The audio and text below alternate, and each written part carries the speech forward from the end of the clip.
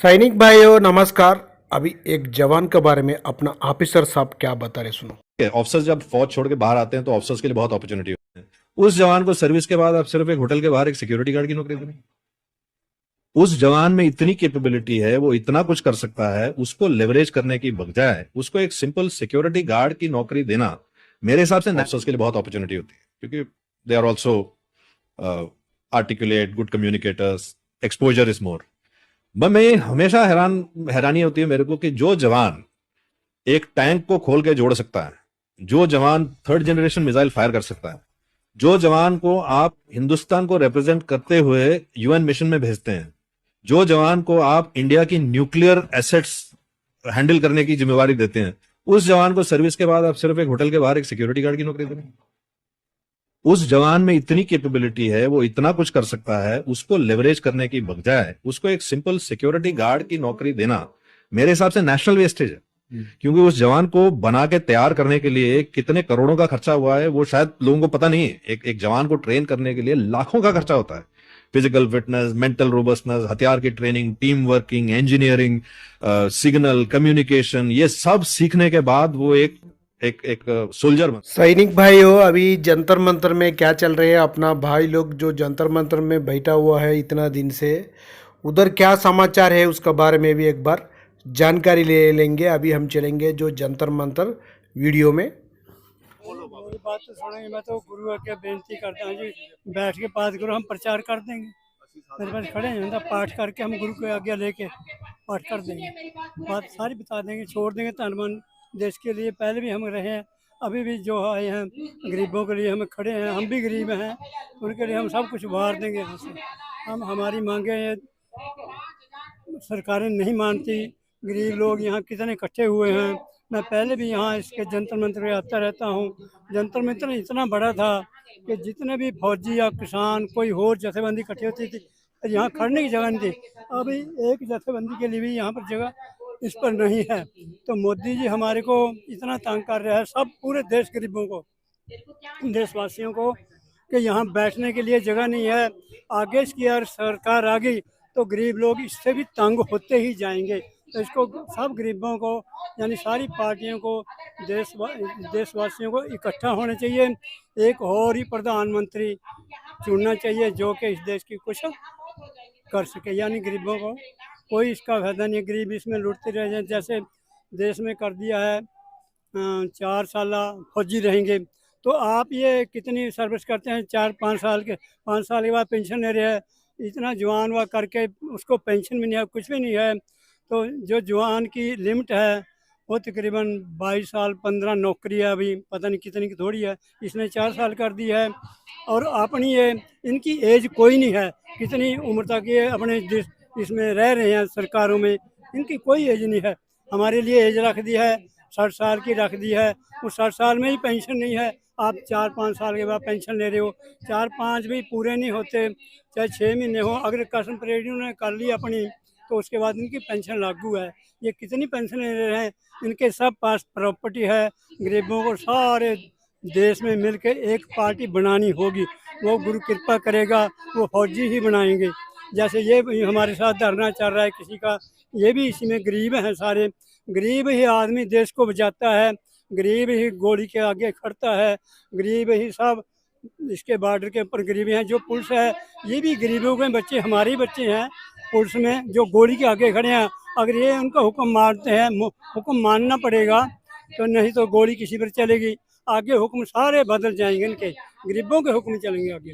तो इनके आगे चलने ही नहीं देंगे गरीब, क्योंकि गरीब हर बॉर्डर पर गरीब खड़ा है। जो फौज पुलिस में कोई भी गरीब बच्चा है उसी के ऊपर गोली चलनी है, चाहे हमारे बच्चे फौज में मर जाएं, चाहे पुलिस में मर जाएं। तो इनका गरीब यही हाल है। इस सरकार को बदली करना ही पड़ेगा। तो हम सब को, देशवासियों को, गरीबों को एक पंथ पर इकट्ठा होना पड़ेगा, तभी इसकी बात बनेगी।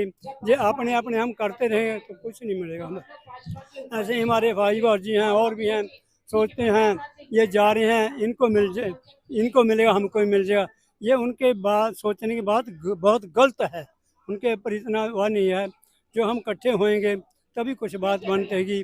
अभी मैं तो अपने गुरु जी के आगे बेनती करते हैं, इनको सब एक इकट्ठ पर मंच इकट्ठा कर दें तो को गरीबों की, हमारे जो गुरु हैं वो गरीब निवाज हैं।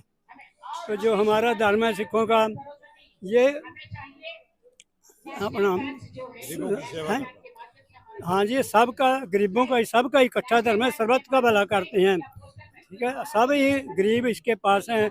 इस गुरु ग्रंथ साहब जो गरीब ही निवाज करता है। हमें राजन में राजा हो, पुमन में पुमन हो, सब कुछ इसके पास है। ये गरीबन को ही नवाजने वाला है और गरीब अमीरों को भी। तो ये गरीबों की सुनता है, आगे आएंगे ये गरीबों की ही सुनेगा। तो इसके ऊपर सब पूरा भारत एक दफ़ा इकट्ठा होएगा, इनकी बात बनेगी तब बनेगी बात। गुरु ग्रंथ साहब के चरणों में आएंगे ना तब बनेगी, नहीं ऐसे ऐसे बखेरते रहेंगे ना, इनको कुछ नहीं बनेगा। ठीक है, सर्वत्र का भला करने वाला धर्म है ये, जिसने मालिक ने खुद चलाया हुआ है, लेकिन उनको ड्यूटियाँ अलग अलग लगाई हैं।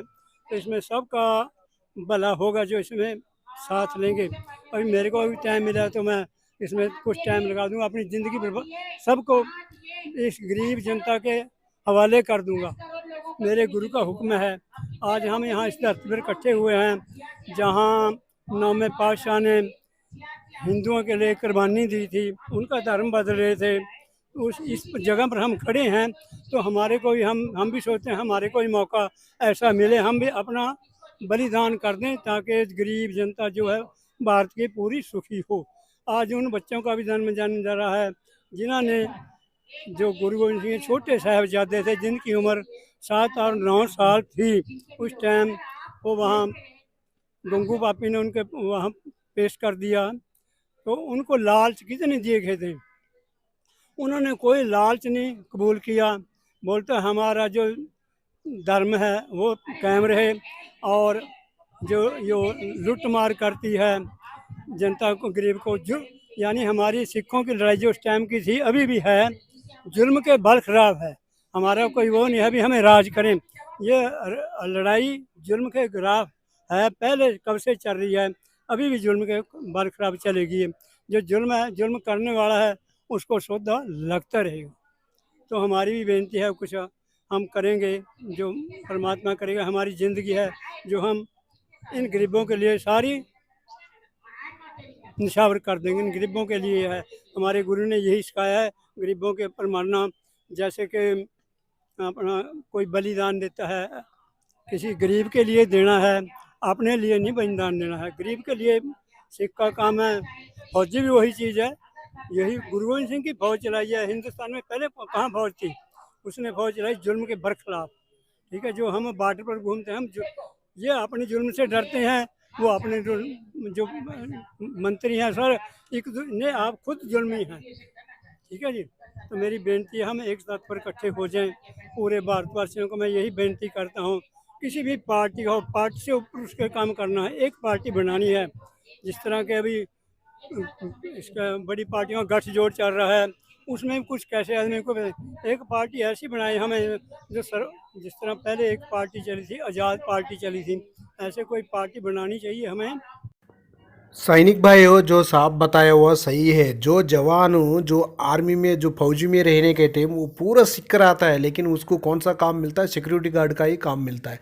उसका क्या है, उसका नॉलेज क्या है, उसको पकड़ कर तो नौकरी नहीं मिलता है। घर चलाने के लिए वो सिक्योरिटी गार्ड का नौकरी करना पड़ता है। ओके फ्रेंड्स, नेक्स्ट वीडियो मिलेंगे। जय हिंद, जय भारत।